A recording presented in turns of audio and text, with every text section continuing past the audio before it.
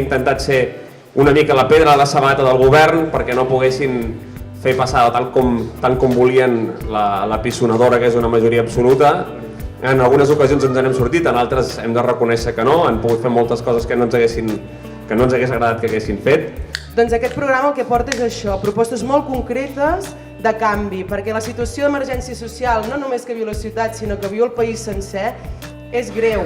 i no pot ser que ens quedem palplantats mirant com hi ha centenars i milers de famílies que passen situacions realment greus. D'altra banda, la situació d'emergència nacional, el trencament amb Espanya, també és un dels nostres eixos de treball, que al cap i a la fi el que volem és unes Figueres molt rica i al cap i a la fi la ciutat més rica, sempre diem, és aquella que està governada per la seva gent i necessitem aquests espais per poder-ho transmetre i per poder fer d'aquest projecte un projecte molt més ampli. Jo que no sóc militant de la CUP i que he tingut l'honor de ser convidat a formar part d'aquesta candidatura,